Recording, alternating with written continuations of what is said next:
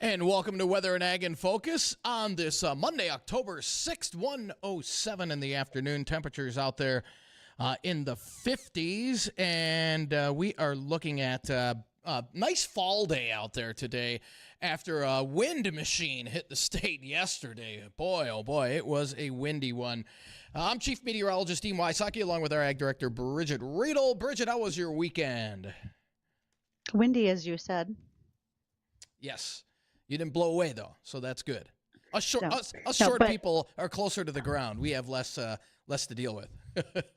well, it is fall, and we all went from using an air conditioner on Saturday afternoon to turning on some heat on Sunday. Not unexpected, and we did see some areas with a bit of rainfall over the weekend. I would say there was just some scattered showers here. Personally, I don't think that a lot of other people right around me saw too terribly much rain, but certainly to the north we saw a tremendous amount more. Yeah, we actually have some pretty nice fall weather that's going to be coming our way this week. Now, another dry week, and that's great for harvest. But again, we really could use a little precip.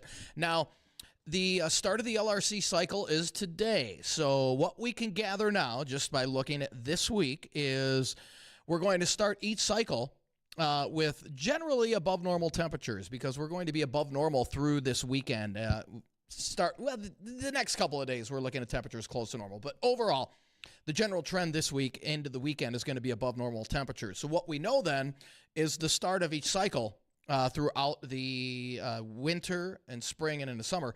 We'll start out each cycle, at least for the first 5-6 days, above normal. So that means that's something to look forward to, but don't let that fool you, because I do see stormier weather after this week for it looks like the next couple of weeks. We'll get into a little more of an active pattern. That doesn't mean we'll get hit by every storm, but definitely does look like more of an active pattern. Beautiful afternoon out there. Currently temperatures in the 50s. We'll warm it up to 60 today with a west-northwest wind at about 5 to 15. Tonight, clear skies. Will more than likely see frost or freeze headlines issued by the National Weather Service. Here in the FM area and points south, I'm not expecting anything widespread in terms of frost, but just outside of the FM area and points northward, a better chance for widespread frost tonight. So again, more than likely we'll have frost advisories reissued for tonight.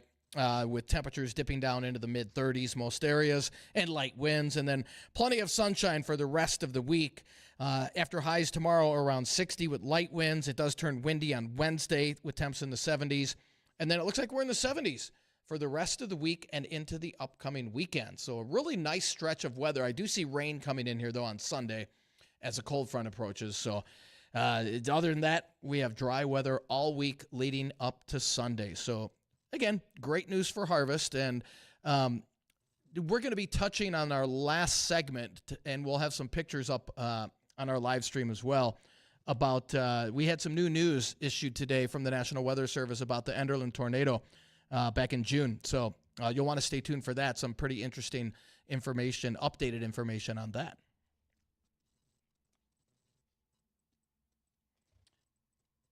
Bridgette, okay.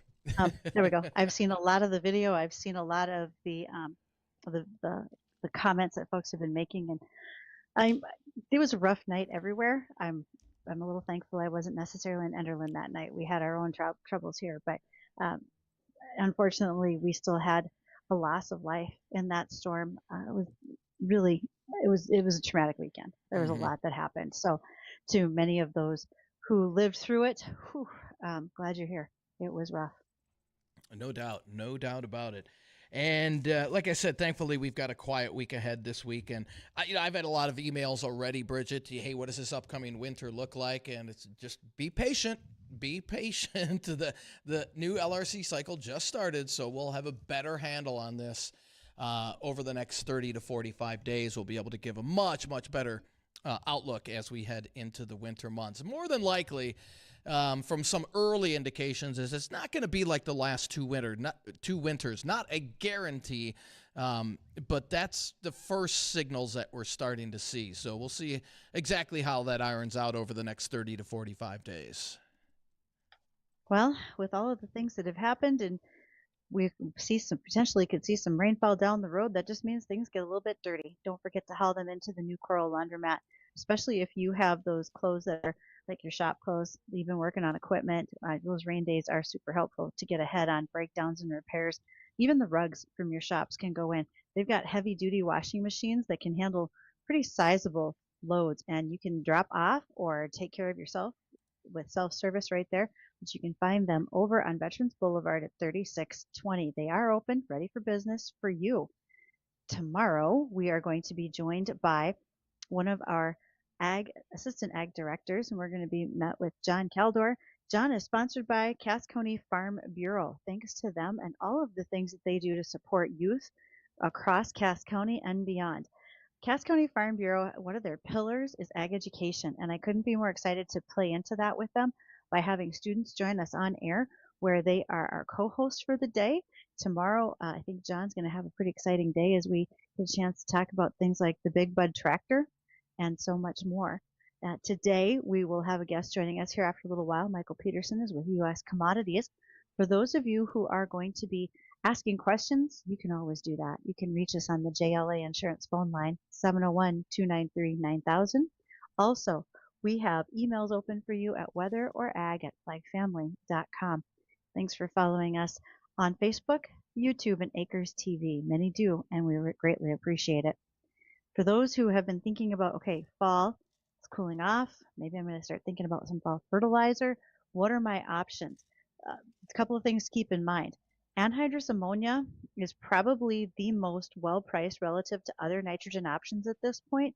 That includes urea, which is your dry form of nitrogen, UAN, which is a liquid form, and then NH3, which is the anhydrous ammonia, is the gas form.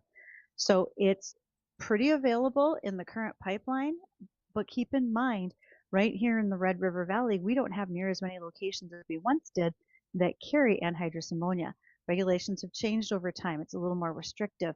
And some retailers just simply don't have the manpower to want to keep up with what it takes to have that big bulk tank as well as mini nurse tanks around, etc. So it's a little bit harder to find, but if you are thinking about doing some pricing at this point, you may want to start taking a look at it. Farmers who want to use the liquid, the UAN, like a 32 or a 28% for urea ammonium nitrate for your 2026 crop, that availability right now looks extremely tight. That situation is really characterized by low starting inventory, import disruptions due to tariffs, and product challenges, which is going to make, again, 28%, which is our most common form of liquid here in this region, a little tougher to get our hands on. So fertilizer prices are keeping us all on our toes. The U.S. does not have a permanent or normal trade relation with Russia, and that's where we would get a big chunk of our UAN and our dry fertilizer, our urea. So that's going to affect us here quite a bit. Input costs have not been coming down in the region, and so folks are doing some price shopping right now, especially as they start thinking ahead about what do I have to do when it comes to finances later this year. One of those things is having a conversation with your accountant about what's going on in new tax codes, etc. So that one big beautiful bill that came out earlier this year, well, there were some items in there in regards to depreciation, and that will indeed be a question that many farmers may have. What it did was it extended some depreciation, but you have to know the details that go along with it. And I am looking for my notes so I make sure to get all of this right. But essentially what it came down to was when it went to this tax code section 179, if you had bought a tractor on, let's say, January 10th of 2025, but this extension didn't take place till January 19th, and your tractor wasn't delivered until April of 2025, you don't qualify for the extended depreciation on that particular item, or the bonus depreciation, as it was called. So the asset had to be acquired and placed into service after January 19th. Now, it's the same thing if you did a construction contract for a new barn or machine shed. You needed to have, if you did that in 2024, to be completed in 2025, because the contract was signed earlier, that might also affect you negatively. So check those things out as you are starting to talk to your accountants. I know that there's going to be some pretty big questions that folks are having with their accountants and their tax individuals before they start going in to see their bankers later this year. There's been a lot of action on people's balance sheets. So they're going to want to watch all of these details pretty closely. Well, as I mentioned earlier, we have a guest joining us today, and that is Michael Peterson. He is with U.S. Commodities, also Ag Motion. And, well, what exactly do they do? Well, they're based out of the Minneapolis area. They talk about commodity markets, but I think there's a whole lot more. So when we return, we'll have Michael join us, and we'll get a chance to visit with him and ask about their business, maybe open up some ideas for us about what may be happening for some other commodities in the region. Stay tuned.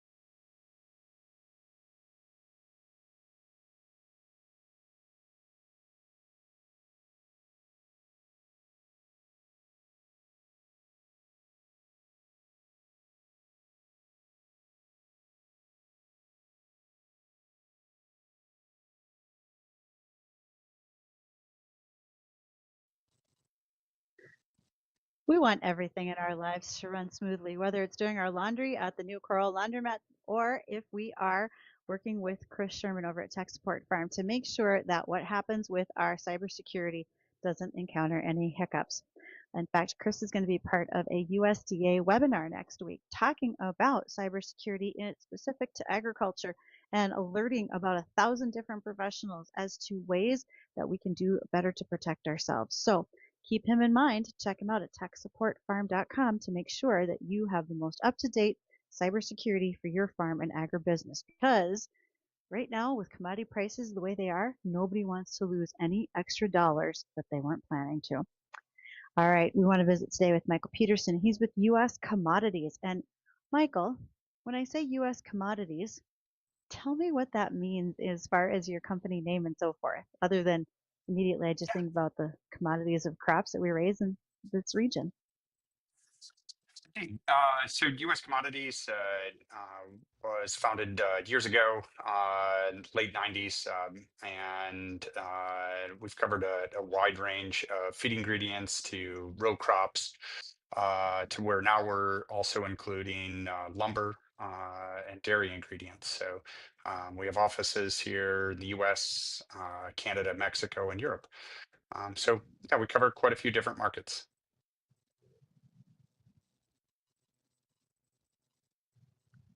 When you say you cover quite a few different markets, are you physically Yeah. bringing in product? Are you just paper trading? What does that look like for folks who are awfully curious how this business might work? Yeah, so I'm sure there's a number of farmers there in North Dakota listening in that have sold us grain. We do everything. Part of U.S. Commodities is also Terra ingredients. So we do everything from organic and specialty to conventional. We do sunflowers, barley, lentils, peas. We work with a number of the grain elevators there in North Dakota on coordinating with unit trains of corn. Um, we ship quite a bit of stuff by truck as well. So we're uh, in the market to help move products out of North Dakota and other, Hmm. and other regions here in the U.S. to where the demand in the world is. Whether that's, dairy farms out west, Canadian or Mexican feedlots, or poultry or swine operations. We do quite a bit of export, and whether that's putting things into containers or vessels. So we do a lot of different things, I guess is a good way to put it. Okay.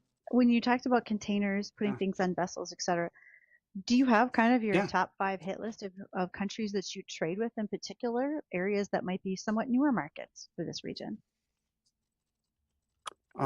Newer markets, I'd so our top five, I would say, are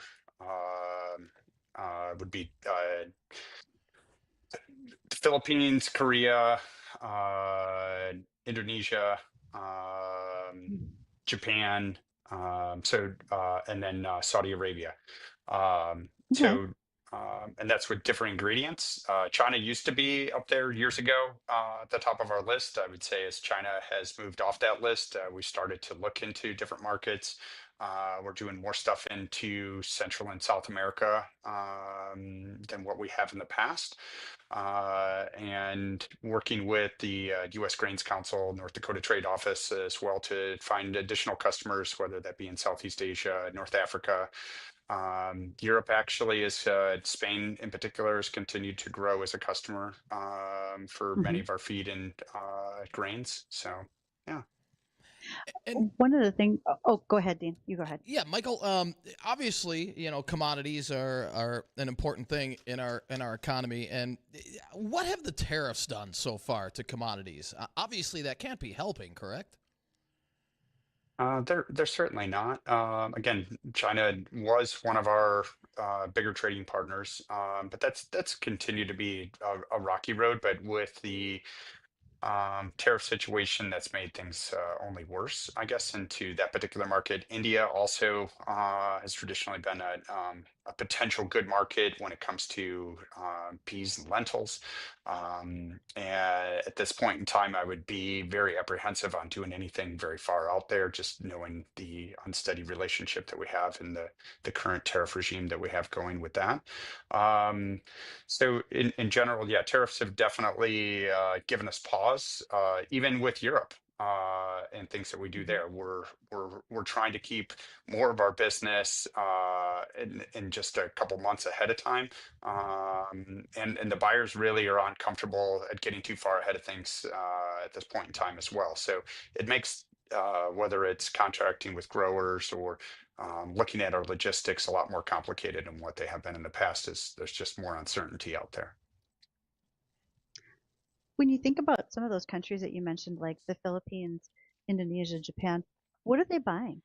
What are some of their top products that they're looking for from the U.S. right now? Has that changed very much in the last couple of years? Yeah, I mean, we're certainly as we're continuing to increase our crush capacity for soy, they're taking in more soybean meal. Traditionally, like with there used to be more soybean meal that went by containers to these countries. Now that we're producing so much soybean meal, a lot more of that is going out in bulk. So that's, I would say, is probably being one of our biggest increases that we've seen, is just increases with the soy export, soybean meal specifically. Okay. And I noticed that you are currently looking for pet food ingredients like peas, Yeah, chickpeas, yeah, barley, lentils. That has been a yeah. market that has really taken off in the last couple of years, if I'm not mistaken. Yeah, over the last, it's been quite the growth over the last 20 years that I've been here. I would say we've really kind of hit I would say a bit of a plateau for the time being.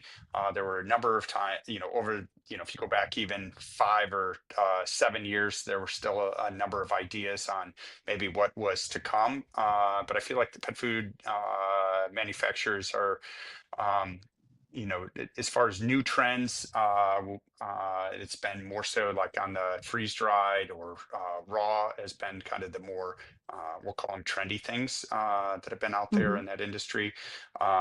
Meanwhile, the quality of grains that we can bring, or pulses out of North Dakota, has continued to allow for the pet food industry to raise their standards on quality and safety and what we can provide, which has been quite a good success story. So Well, I tell you what, if you're not drinking beer and using up the barley, Fido will in his new foods. I think that's about where it's going right yes, now. indeed, indeed, indeed.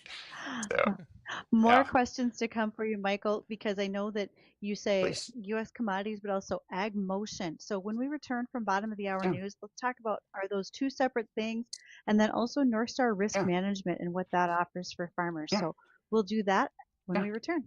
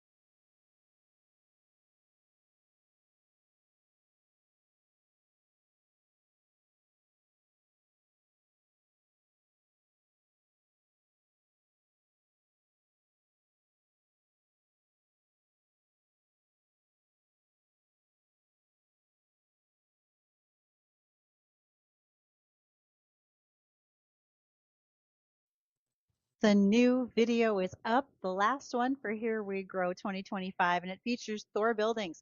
We had an opportunity to tour one of their building sites for a farm shop at Ulen, Minnesota, and you want to see all the features on that building. It looks awesome. So big thanks to Pete, their foreman, for giving me a tour, and that video went up just today, so you have the opportunity to go check it out. Again, you can find it on our Facebook and YouTube pages for WDAY Weather and Ag in Focus. Also, I had this conversation with a friend this morning as we were talking about, when parents pass, there is a whole business that goes along with death, and it doesn't matter if it's someone who once farmed, no longer farms, has a business, etc. There's so many things that you need to take care of, and one of them is making sure that you have plans ahead of probate before they get involved. Make sure to talk to Mark Wagner at ND Estate Services, because you don't want to get caught in those traps of not having things prepared.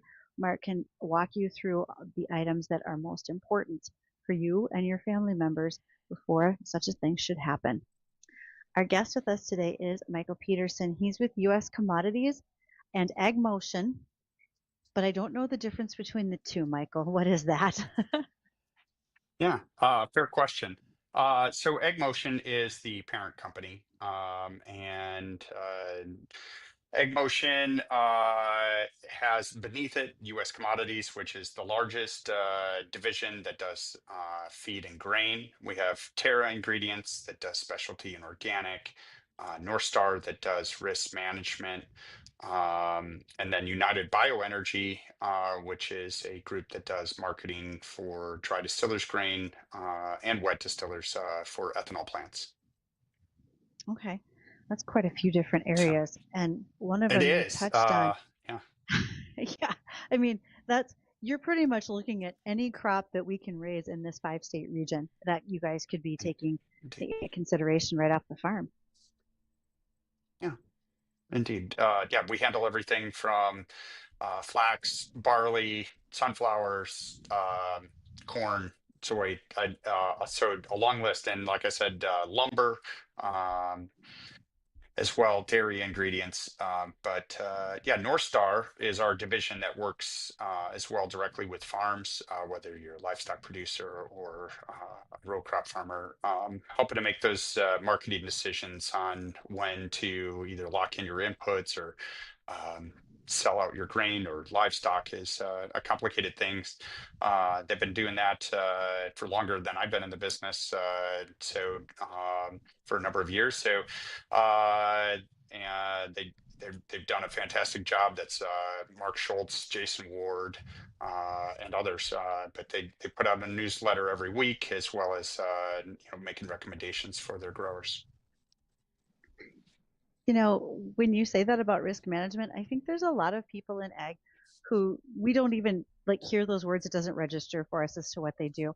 But essentially, when you say risk Yeah. management, you're making a plan that keeps you on Yep. track for consistent income without the super high swings in the marketplace. Fair statement? Yep, correct. Yeah, yeah. So you're trying to lock in your inputs on the bottom third, trying to sell things on the top third. And North Star really does say one of the things I appreciate about what they do is that they keep things pretty simple with recommendations to sell cash anytime you can. There's certainly opportunities to do hedge strategies out there with options and whatnot, but keeping things in the cash side of things that really mean to me bringing things into the farm, moving things off the farm, because that's really the goal at the end of the day, instead of having to incorporate other tools unless necessary. And Michael, Absolutely true. how has weather played a role this year in commodities for the most part? Yeah, and so weather this year has certainly been to the detriment of price, because in general we've had a pretty good growing year. Every year, I mean, there's always something somewhere, but in general, over here in the U.S. And Canada, or Mexico, even we've had a pretty good year. We've had a good year in Europe and China. So now we start to look in to see what's going to happen in South America. Thus far, there's no major concerns of what's coming down there. Australia seems to be doing okay as well.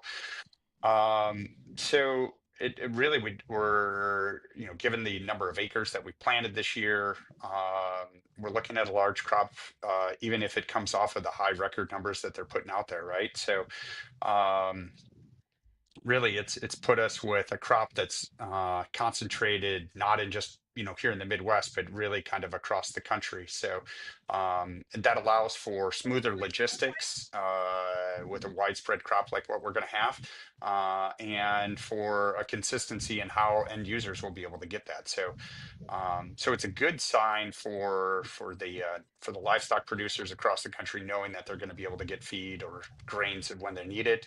Um, Quality that they're going to be looking at, or good quality is a good way to put it. Um, but yeah, in general, it's been a good year, weather-wise. Again, barring some outside or more localized type issues. Right. When it comes to those organic and specialty crops, are you still seeing an upward trend, or have those plateaued out that you're fulfilling the market with what's currently being raised? Yeah, so uh, the unique part I would say about a lot of the specialty crops is that they are dry land. They're dry land in an area that is subject to extremes in weather. So in years like this, where we have pretty decent weather, we're going to see typically an abundance or sufficient amount of those crops available.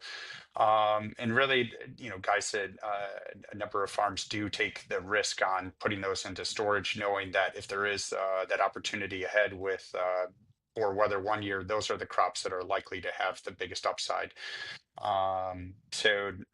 Chickpeas being one of those prime examples. I mean, we've seen prices on those come down significantly, and if we start talking about the feed or the pet food side of the chickpea market, we've had quite a bit of chickpeas that aren't going to make grade this year, whether it's because of coloring or sizing.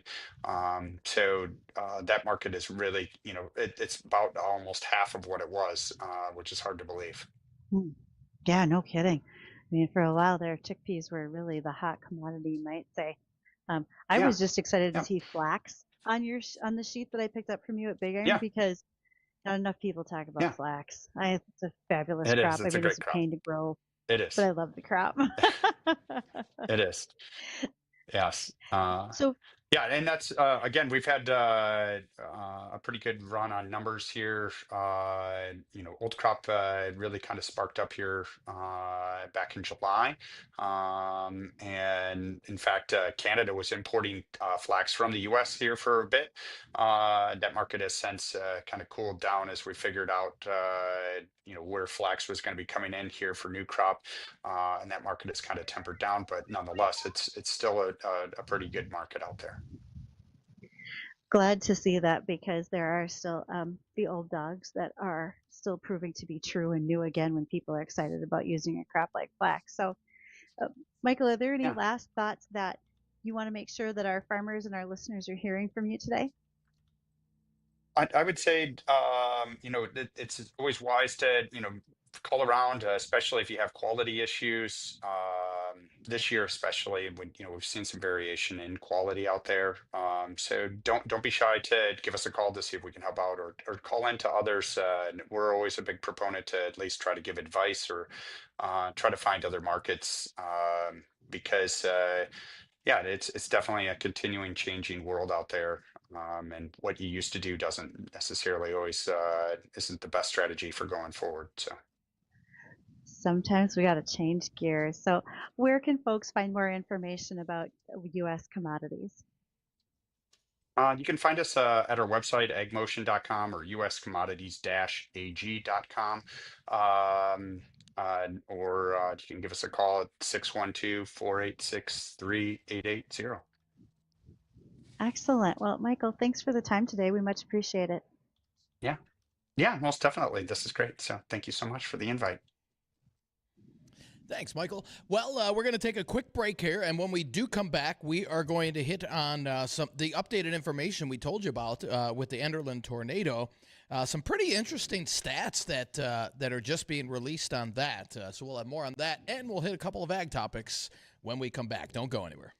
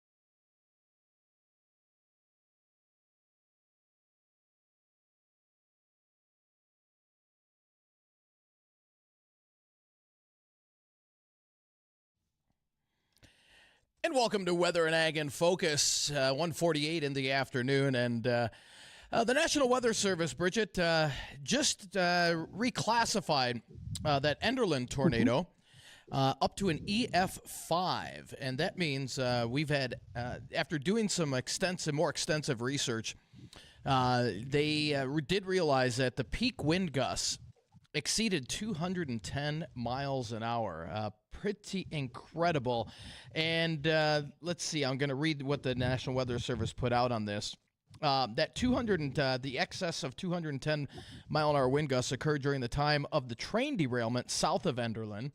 The analysis involved forensic damage wind speed estimates for tipping several fully loaded grain hopper cars and the lofting of tanker cars, including one empty tanker car that was tossed 475 feet.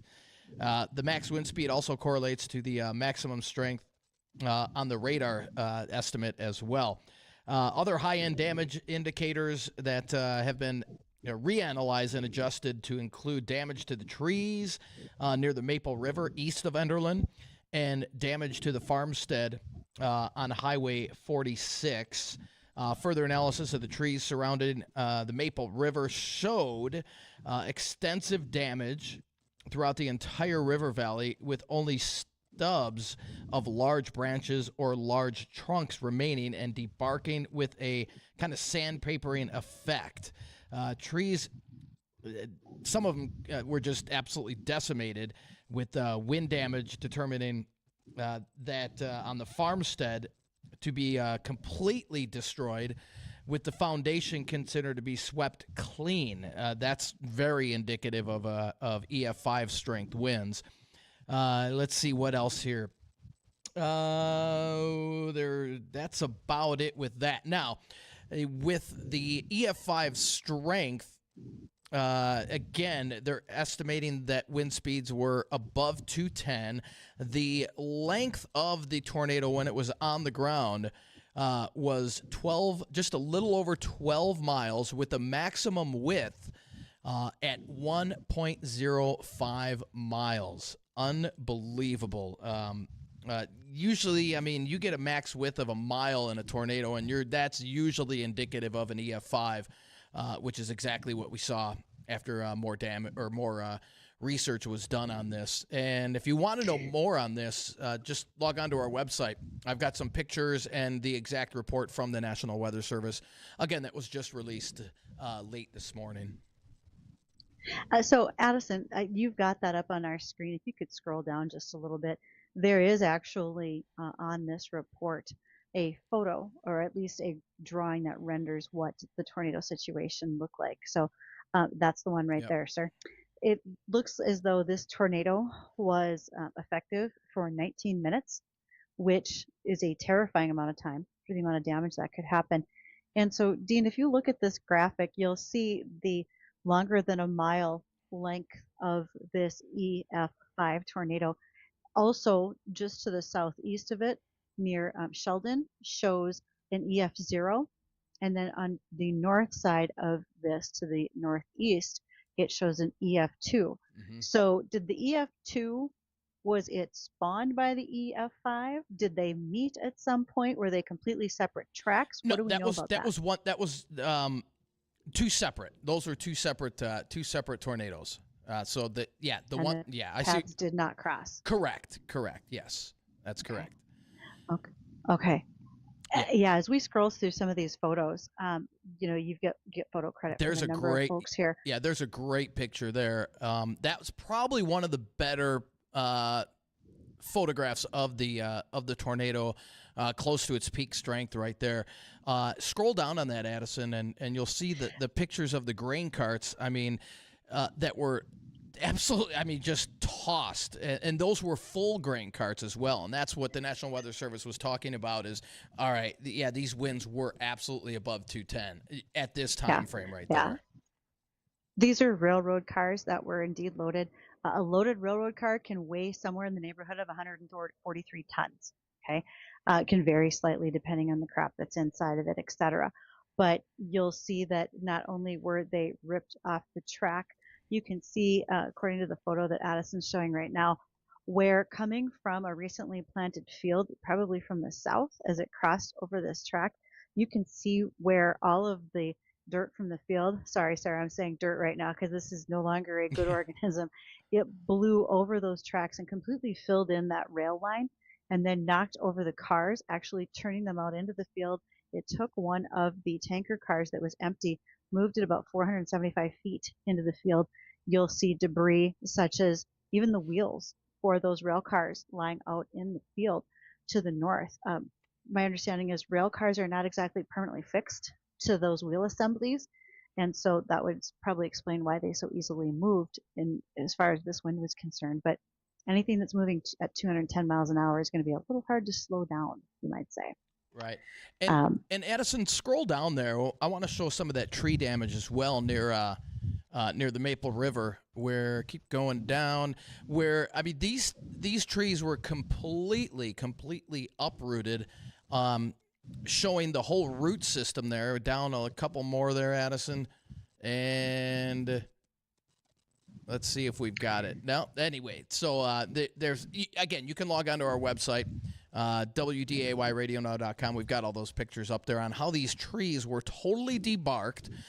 There's a couple trees that were totally uprooted, showing their whole root system. I mean, and these are mature trees. So there we go. There we have it right there. Just amazing. This reminds me, and again, this is the last time we had a tornado this strength was the Moore, Oklahoma tornado, and this is that was 2013, I believe, and this also is the last time we saw an EF5 here in North Dakota was 57. This reminds me a lot of the Plainfield tornado. That's my hometown in Illinois, where in the early 90s an EF5 ripped through Plainfield, and same thing, totally debarked the trees, had incredible damage to the town, and this reminds me a lot of that. Now, boy, I mean, there were 3 deaths, and that is tragic. We are extremely, always, look at the positive side. We are extremely lucky this did not hit a populated area, because if it did, the damage would have just been incredible. So at least we can look at the good news on that. 1957 was the reason that there now is an EF scale. That was when Dr. Fujita decided to start making that rating. And that 57 tornado went through the Golden Ridge area of Fargo, and there were several children from the same family who perished in that tornado. A loss of life at any point in time is horrific, Sure. And we know that the animals that were in the area that we do know that there was some that were hit by flying debris and were injured, lacerations and so forth. But this storm was incredible. If you think about that tornado at a 12-mile length, a mile wide, when you see the root ball displacement on some of those trees, I'm sitting in an area where we were between an EF0 and an EF1, and we saw these as well. These were very mature trees. If you are looking for trees to put into ponds for debris for fish habitat, I know of several piles I can probably help you out with right now, because we're still cleaning up. In fact, I moved trees just last week, still from that June 20th storm, after we had things that fell out of trees or had to go in and do some high clearance work to try to cut some broken limbs, etc. So this storm will be remembered for many years to come. And unfortunately, all the trees that didn't go down where we were protected, there's less of them now. So the next time we have a major storm, our damage is going to be even higher, because we don't have nearly as many trees to protect us as we once did. Right. It will be pretty wild. Yeah. And, well, let's run down a real quick recap of the weather here before we leave. We've got a lot of sunshine out there today. Temperatures a little cooler. It feels like more like early October out there, with temperatures in the 50s. And we'll top out this afternoon around 60. Much lighter winds than we had yesterday. Now, more than likely, we're going to see frost and or freeze advisories issued for tonight. National Weather Service, as of last check, has not put anything out. But and I think that's going to target mainly the Northern Valley. We'll probably have something issued for the FM area, but I think the better chance for widespread frost is going to be in the Northern Valley. And then we'll drop off into the mid-30s. Another day in the upper 50s tomorrow before we warm up into the 70s, it looks like, for the rest of the week. And we'll carry those 70s into the weekend with dry conditions all week. So, again, great for harvest, not so great for areas that need the rain, and a lot of us do. for areas that missed out this weekend. Most of that was west of the valley. And as we head into Sunday, that is our next chance of a little more widespread rain throughout the area. So we'll have to wait until then, and then more changes in store as we head into next week. So for Bridgette, myself, I want to thank you for joining us on Weather and Ag in Focus. Don't go anywhere. Jay Thomas Show is coming up next.